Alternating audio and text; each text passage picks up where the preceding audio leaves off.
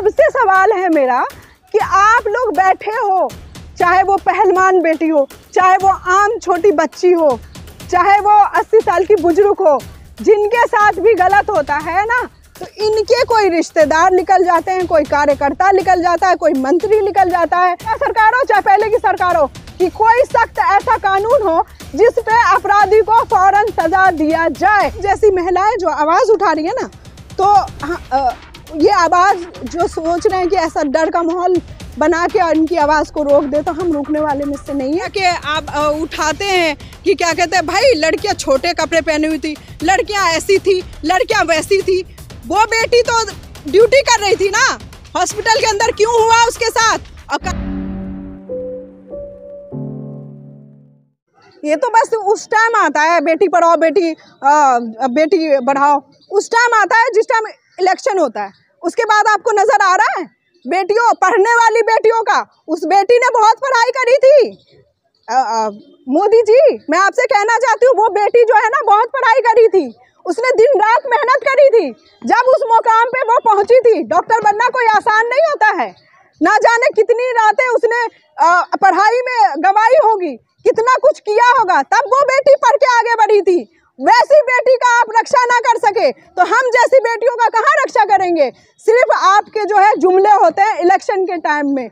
और रही बात कानून, ऐसा कोई कानून बनाया ही नहीं इस देश में किसी भी सरकार ने, चाहे मौजूदा सरकार हो चाहे पहले की सरकार हो, कि कोई सख्त ऐसा कानून हो जिस पे अपराधी को फौरन सजा दिया जाए। इस तरीके का जो अपराध करते हैं उनको फौरन सजा दिया जाए। तो वो चाहे वो केंद्र की सरकार हो चाहे वो राज्य की सरकार हो, मैं यहाँ के जैसे राहुल गांधी अभी नहीं है, लेकिन कांग्रेस की सरकार तो रही है ना, और ये क्या कहते हैं केजरीवाल जी हैं दिल्ली के, मैं तो सभी को कह रही हूँ ना, देखो जो भी अपराध करने वाले हो, तो अखिलेश है, यादव है, उन पे अभी उनके किसी उस पे यूपी का बता रहे थे, अभी न्यूज़ वाले कोई भाई बता रहे थे, तो वहाँ भी अपराधी है, तो वो उसके जानने वाले मिल गए।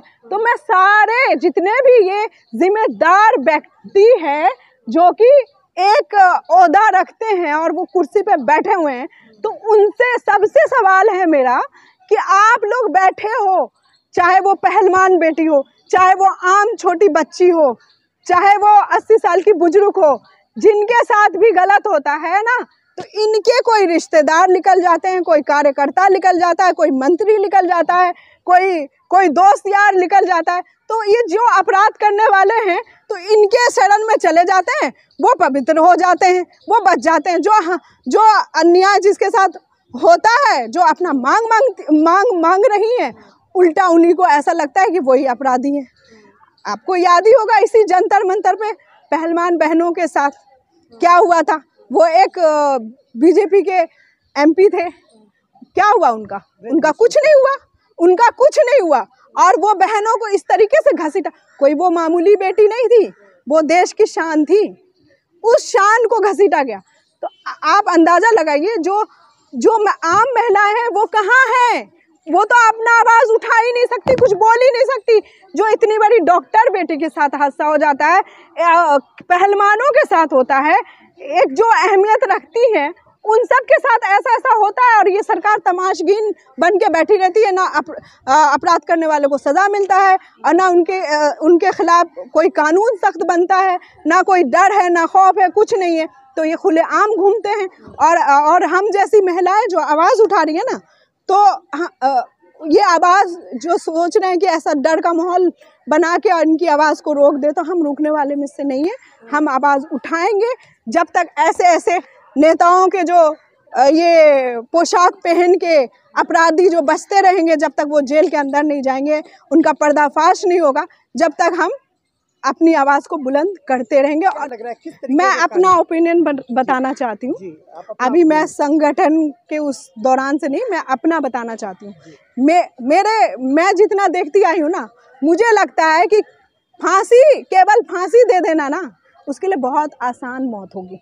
ताकि तभी ये जैसा बढ़ चुका है ना, ये तभी कुछ ऐसे ही कानून बनने के बाद ही बदल सकता है, उससे बेहतर नहीं, उससे पहले नहीं बदल सकता। क्या लग रहा है इस देश की जो न्याय व्यवस्था है, न्याय प्रणाली है, वो इस तरीके की अगर कोई अपराधी अपराध करता है तो उस पर कई सालों तो केस चलते रहते हैं और कई बार तो ऐसा होता है कि जो अपराधी है वो स्वतः मौत हो जाती है और केस तब जाके खत्म होता है जब उसकी मौत हो जाए। तो इस तरीके का अगर हमारा कानून इतना लचीला है, इसको किन किन मामलों में कितना सख्त और कड़क होना चाहिए? अभी देखिए, और चीज़ों पे तो मैं बात नहीं करूँगी, कानून तो हर चीज़ में ऐसे ही देर फैसला सुनाती है, लेकिन हम महिलाएं हैं ना, हम लड़ाई लड़ रहे हैं उन बहनों के अधिकार को दिलाने के लिए, उनके मुजरिमों को जेल तक पहुंचाने के लिए। तो हम तो चाहते हैं सरकार से, आपके चैनल के जरिए हम ये आवाज़ पहुंचाना चाहते हैं कि इन 24 घंटे के अंदर ना, 24 घंटे के अंदर उसको सजा सुनाना चाहिए, ऐसा कानून आना चाहिए।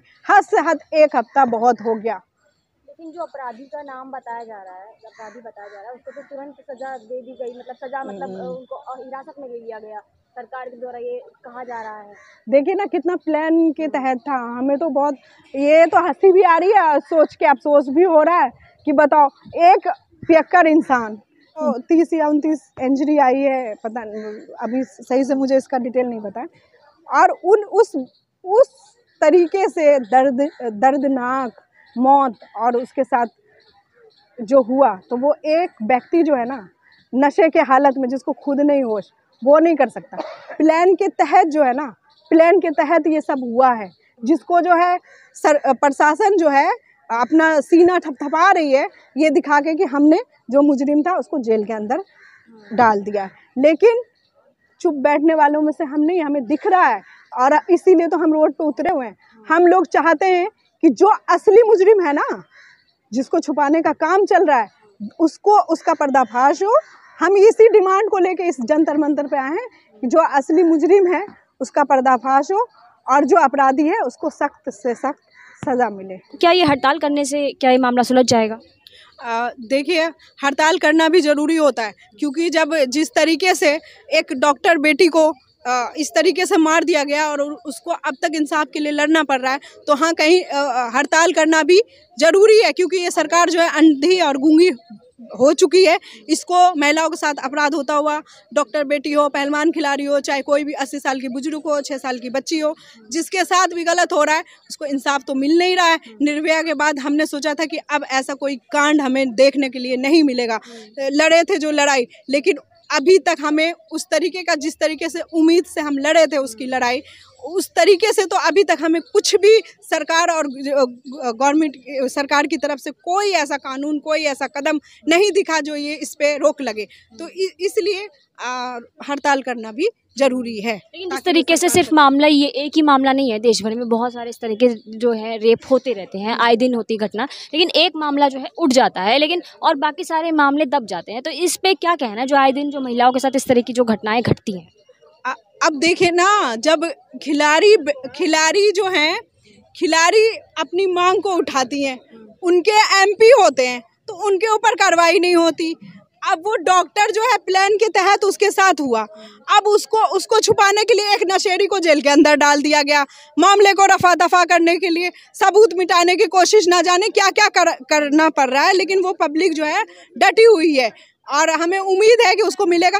तो फिर उसके बाद ऐसे जो अपराधी होते हैं ना, उनके मनोबल को बढ़ावा मिलता है, तो इसलिए ये ज़्यादा करते हैं हर जगह जगह। देखो, इतनी बड़ी बड़ी जो फेमस थी, जो देश की शान थी, वो रोड पे घसीटी गई, कुछ नहीं हुआ।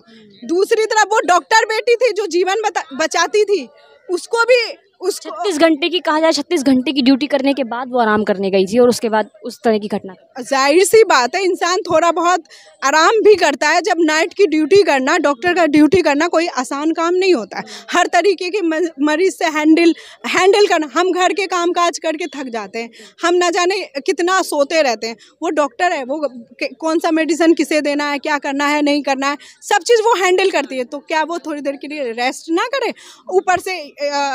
ऊपर से ये लोग जो है आरोप लगाने वाले महिलाओं को ही दिखाते हैं कि वो सेमिनार हॉल में क्यों गई। भाई, क्यों नहीं जाएगी? रेस्ट करने, आराम करने क्यों नहीं जाएगी?